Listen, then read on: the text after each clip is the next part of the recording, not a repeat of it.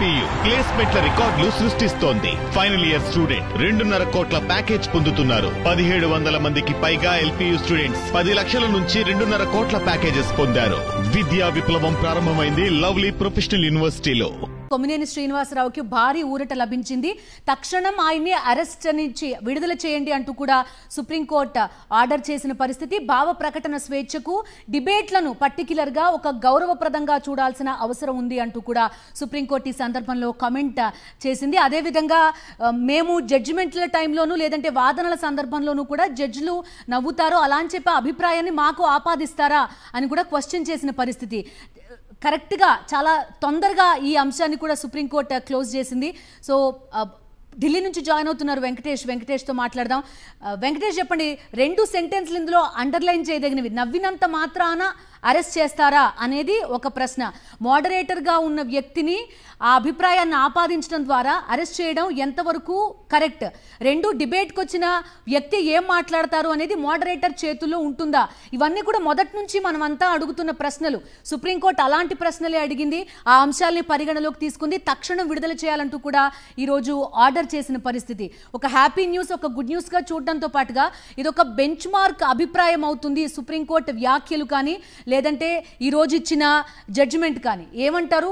అక్కడ న్యాయవర్గాలు కానీ మీడియా కానీ దీన్ని ఎలా చూస్తోంది? రోజు ప్రజాస్వామ్య పరిరక్షణకు విజయంగా మనం భావించాలి. ప్రజాస్వామ్య పరిరక్షణకు సుప్రీంకోర్టు ఈరోజు నిలబడింది. వాక్ స్వాతంత్రానికి పట్టం కడుతూ ఈరోజు సుప్రీంకోర్టు తీర్పు వెలువరించింది. కొమ్మినేని శ్రీనివాసరావు ఒక సీనియర్ జర్నలిస్టు, 70 సంవత్సరాలు ఉన్నటువంటి వేసినటువంటి వ్యక్తి. సో ఆయన వాక్ స్వాతంత్రాన్ని నిలబెడుతూ ఈరోజు సుప్రీంకోర్టు నిర్ణయం తీసుకుంది.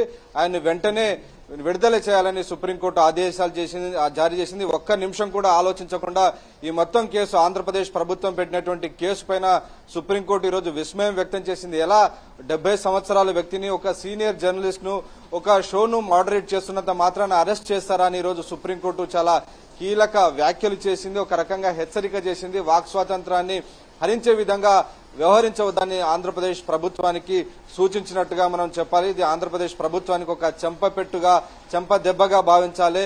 వాక్ స్వాతంత్రాన్ని హరించే విధంగా, ప్రజాస్వామ్యాన్ని హరించే విధంగా ఈ రకమైనటువంటి అరెస్టులను ఈరోజు సుప్రీంకోర్టు వ్యతిరేకించింది. ఇమ్మీడియట్ గా కొమ్మినేని శ్రీనివాసరావును విడుదల చేయాలని సుప్రీంకోర్టు ఆదేశాలు జారీ చేసింది. జస్టిస్ ప్రశాంత్ కిషోర్ మిశ్రా, జస్టిస్ మన్మోహన్ తో కూడినటువంటి ధర్మాసనం ఈ కేసును విచారించింది. విచారించిన తర్వాత కేవలం నిమిషాల వ్యవధిలోనే ఈ కేసును డిస్పోజ్ చేసింది. ఆంధ్రప్రదేశ్ ప్రభుత్వం పెట్టినటువంటి ఈ కేసులో ఎలాంటి మెరిట్ లేదని సుప్రీంకోర్టు భావించింది. చాలా అన్యాయంగా, అక్రమంగా కొమ్మినేని శ్రీనివాసరావును అరెస్ట్ చేశారని పిటిషనర్ తన పిటిషన్ లో అన్ని అంశాలను కూడా వివరించారు. Petitioner Kommineni Srinivasarao senior journalist, అనేక సంవత్సరాలుగా ఆయన జర్నలిస్ట్ గా పాత్రికేయ వృత్తిని నిర్వహిస్తున్నారు. ఆయనకు ఎలాంటి క్రిమినల్ యాంటిసిడెంట్స్ కూడా లేవు, ఎలాంటి నేర చరిత్ర కూడా లేదు. సో అలాంటి వ్యక్తిని అన్యాయంగా, అక్రమంగా అరెస్ట్ చేశారు. ఒకవేళ అరెస్ట్ చేయాలంటే ఖచ్చితంగా గతంలో సుప్రీంకోర్టు తీర్పు ఉంది. 41A నోటీస్ ఇచ్చిన తర్వాతనే ఎవరినైనా అరెస్ట్ చేయాలి. అంటే 3 ఏళ్ల శిక్ష పడేటువంటి నేరాలు సెక్షన్ల కింద కనుక కేసు నమోదైతే కేవలం 41A నోటీస్ ఇచ్చి ఆయన పిలిచి విచారించాలి. అంతే తప్ప ఏకపక్షంగా ఆర్బిట్రరీ అరెస్ట్ చేయదని గతంలో సుప్రీంకోర్టు అర్నేష్ కుమార్ జడ్జిమెంట్ లో స్పష్టంగా చెప్పింది. సో ఆ నేపథ్యంలో సుప్రీంకోర్టు యొక్క జడ్జిమెంట్స్ అన్ని కూడా ఉన్నాయి. పోలీసులు ఏకపక్షంగా తమ పాలకులు చెప్పినట్టు నిర్వహించేటువంటి ఈ యొక్క అహంకార పూరిత పోలీస్ చర్యలను నిరసిస్తూ గతంలో సుప్రీంకోర్టు ఒక స్పష్టమైనటువంటి గైడ్ లైన్స్ ఇచ్చింది. 41A నోటీస్ ఇచ్చి అరెస్ట్ చేయాల్సి ఉంటుంది, విచారణకు పిలవాల్సి ఉంటుంది. సో ఈ 3 ఏళ్ల శిక్ష పడేటువంటి నేరాల కింద ఈ సెక్షన్స్ నమోదు చేసినటువంటి నేపథ్యంలో ఈ మొత్తం వ్యవహారాన్ని సుప్రీంకోర్టులో కొమ్మినేని సవాల్ చేశారు. ఇటు కొమ్మినేని తరపున ఈరోజు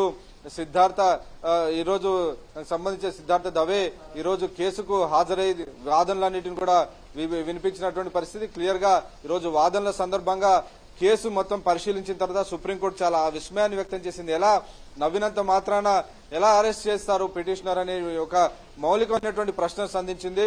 నిజానికి మనం చూసాం జాతీయ ఛానల్లో రాజ్దీప్ సర్దేశాయ్ గాని, నావికా కుమార్ లాంటి వారందరూ కూడా అనేక చర్చా గోష్ఠీలు నిర్వహిస్తున్నటువంటి విషయాన్ని కూడా ఈరోజు సుప్రీంకోర్టు ఉటంకించింది.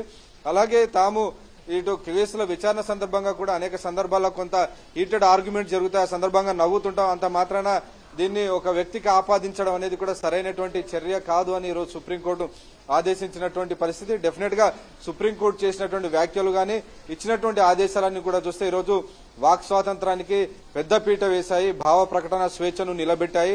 రాజ్యాంగం మన దేశంలో ఉన్న పౌరులందరూ కూడా భావ ప్రకటన స్వేచ్ఛ, freedom of expression article 19(1)(a) కింద మనందరూ కూడా మాట్లాడేటువంటి స్వేచ్ఛను కల్పించింది. సో ప్రజాస్వామ్యానికి వాక్ స్వాతంత్రం అనేది ఒక పట్టుగొమ్మ. అందరూ కూడా తమ అభిప్రాయాలను వెలువరించేటువంటి ఒక స్వేచ్ఛ ప్రజాస్వామ్య దేశంలో మనకుంది. ఆ మేరకు రాజ్యాంగంలో ఆర్టికల్ 19 కింద ఈ స్వేచ్ఛ ఉంది. అలాగే ఈరోజు ఆర్టికల్ 19 అలాగే ఆర్టికల్ 21 జీవించే హక్కును, ఆర్టికల్ 22 అరెస్ట్ నుంచి రక్షణ పొందేటువంటి హక్కు, వీటన్నిటిని కూడా ఇల్లీగల్ డిటెన్షన్ ను ఎదిరించే హక్కు, ఇవన్నీ కూడా ప్రాథమిక హక్కుల్లో భాగం. ఇవన్నీ కూడా రాజ్యాంగం మనకు కల్పించినటువంటి హక్కులు. వీటన్నిటిని హరిస్తూ ఆంధ్రప్రదేశ్ ప్రభుత్వం ఒక నియంతృత్వం తరహాలో ఈరోజు కొమ్మినేని అరెస్ట్ చేసి ఆయన కటకటాల వెనక్కి నెట్టింది. ఈ సందర్భంగా రిమాండ్ విధించేటువంటి సమయంలో కూడా కొమ్మినేని తరపు న్యాయవాదికి కూడా వాదన వినిపించేటువంటి అవకాశం ఇవ్వలేదు. సో ఇవన్నీ కూడా క్లియర్ గా అనేక వయలేషన్స్ కనబడుతున్నాయి. ఫండమెంటల్ రైట్స్ అన్ని కూడా వయలేట్ అయినాయి. సో ఆ వయలేట్స్ అయినటువంటి విషయాన్ని సుప్రీంకోర్టు గుర్తించింది. కాబట్టి ఏపీ ప్రభుత్వం తరఫున సీనియర్ అడ్వకేట్ ముకుల్ రోహత్గి హాజరై ఈ కేసును హైకోర్టుకు పంపండి, హైకోర్టులో తేల్చుకుంటారని ఆయన చెప్పేటువంటి ప్రయత్నం చేశారు. కానీ ఆంధ్రప్రదేశ్ ప్రభుత్వం చేసినటువంటి వాదనను సుప్రీంకోర్టు తిరస్కరించింది. ఇమ్మీడియట్ గా కొమ్మినేని శ్రీనివాసరావును వెంటనే విడుదల చేయాలి అని చెప్పి చేసింది. ఆయన అరెస్టు అక్రమమని డిక్లేర్ చేస్తూ ఈ రోజు సుప్రీంకోర్టు ఒక స్పష్టమైనటువంటి తీర్పు ప్రకటించడం డెఫినెట్ గా ఇది ఒక హిస్టారికల్ గా మనం భావించాలి. ఆంధ్రప్రదేశ్ ప్రభుత్వానికి, చంద్రబాబు ప్రభుత్వానికి ఇది ఒక చంపపెట్టుగా భావించాలి. ఇల్లీగల్ గా ఒక సీనియర్ జర్నలిస్ట్ ను అరెస్ట్ చేసి కటకటాల వెనక్కి నెట్టడం, అలాగే 70 సంవత్సరాల సీనియర్ సిటిజన్ ను కటకటాల వెనక్కి నెట్టడం డెఫినెట్ గా ఇది రాజ్యాంగ విరుద్ధమైనటువంటి చర్యగా సుప్రీంకోర్టు భావించింది. ఆ నేపథ్యంలోనే పోలీస్ చర్యలన్నింటినీ కూడా కొట్టివేస్తూ ఈ రోజు సుప్రీంకోర్టు ఒక సంచలన చారిత్రాత్మక నిర్ణయం తీసుకుంది. ఓకే వెంకటేష్.